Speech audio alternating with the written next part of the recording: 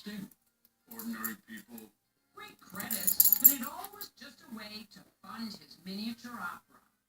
In Bill's heart, puppets were number one. That's what he lived for. In 1993, at 65, Bill takes his dream retirement. He leaves the film biz and moves his puppet opera to the Chicago suburb of Rolling Meadows. Curtains rise and fall, and after a few more years, Bill realizes he needs more help, and though he doesn't say so at the time, an error or two. He places a want ad in the newspaper. It's answered by 18-year-old Justin Snyder. When I told him that I wanted to be a puppeteer, he kind of chuckled. And he said, well, if you're going to work here, you're going to have to be an all-purpose evil henchman. What exactly does that mean? Natural puppeteer. I'll find out in Act 2, right after intermission. But first, our strange inheritance quiz question. Which Star Wars character did renowned puppeteer Jim Henson help create? Jar Jar Binks, Yoda, or Jabba the Hutt? The answer after the break. I'll never find a safe used car. Start at thenewcarmax.com. Show me minivans with no reported accidents. Love it. Show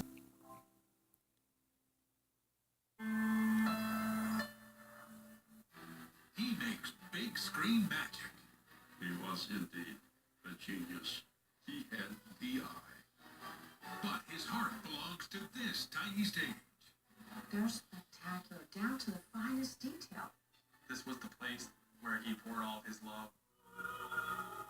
So how did these guys inherit his life's work? I was a senior in high school, and I was looking for a job that I wouldn't hate. You feel like you might be sitting on a gold mine?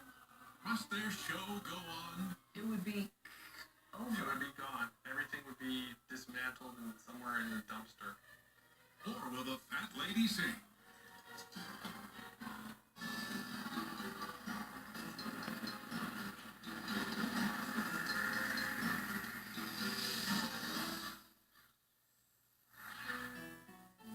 I'm Jamie Colby, and today I'm in Rolling Meadows, Illinois. It's a suburb of Chicago.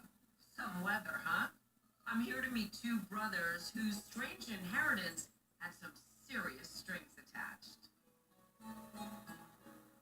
My name is Justin Snyder, and in 2006, our friend and mentor Bill Fosser passed away, leaving my brother and me a sort of Chicago institution, his puppet opera.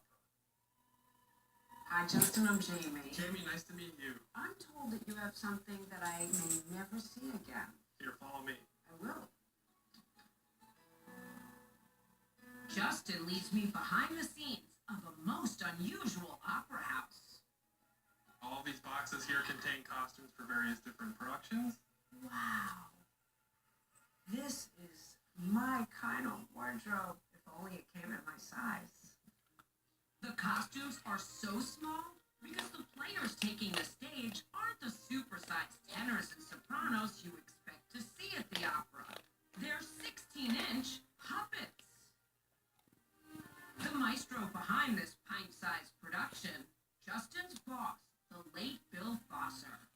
Who was Bill Fosser? Bill Fosser taught me everything I know about puppetry.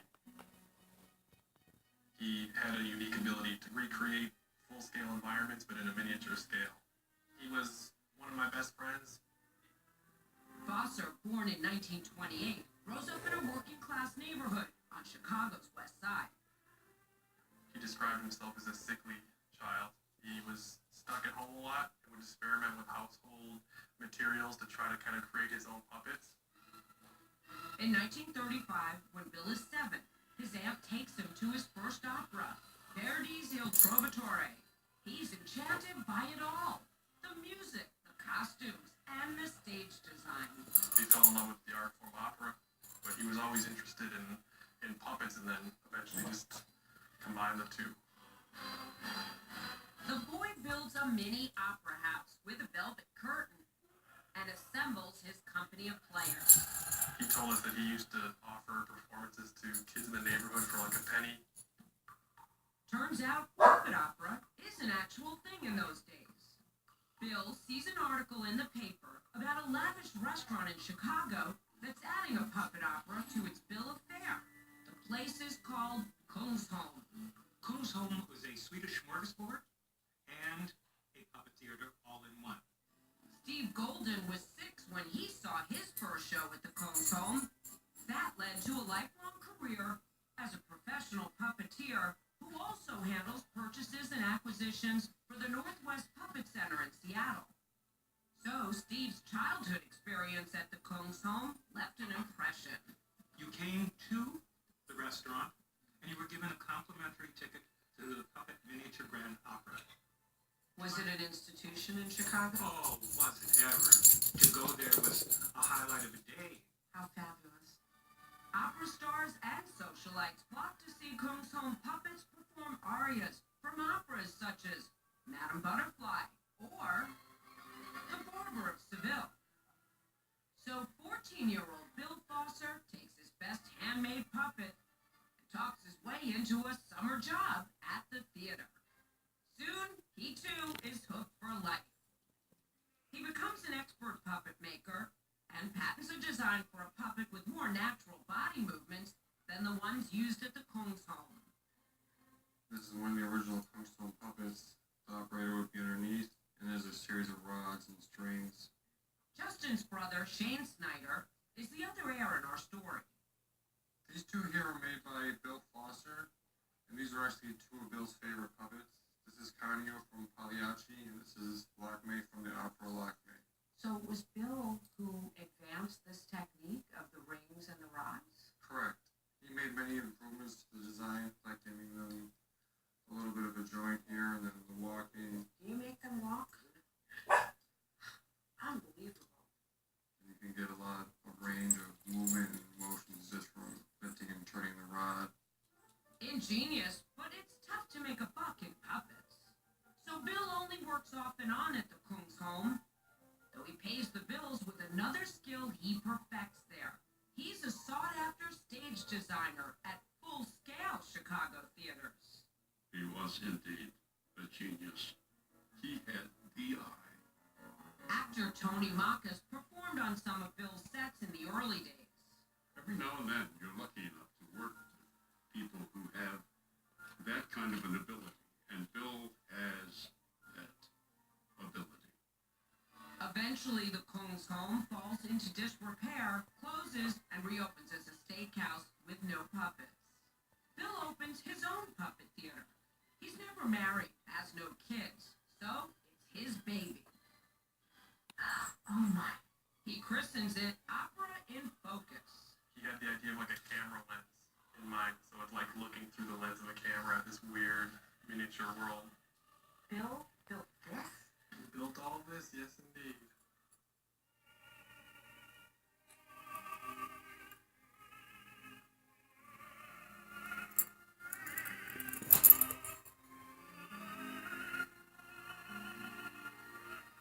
Bill sort of single-handedly kept the art form alive. He didn't have a patron. I mean, if he were in Europe, he would have been flooded with cash. He needs it. Bill's first performances barely break even. Luckily, around the same time, Hollywood comes calling. Word got around in California that if you're going to Chicago, you get a hold of Fosser. He designs the sets for Home Alone and Curly Sue, and a couple of Best Picture winners, too. Distinct, ordinary people. Great credits, but it all was just a way to fund his miniature opera. In Bill's heart, puppets were number one. That's what he lived for. In 1993, at 65, Bill takes his dream retirement. He leaves the film biz and moves his puppet opera to the Chicago suburb of Rolling Meadows. Curtains rise and fall, and after a few more years, Bill realizes he needs more help. And though he doesn't say so at the time, an error or two. He places a want ad in the newspaper. It's answered by 18-year-old Justin Snyder. When I told him that I wanted to be a puppeteer, he kind of chuckled. And he said, well, if you're going to work here, you're going to have to be an all-purpose evil henchman. What exactly does that mean?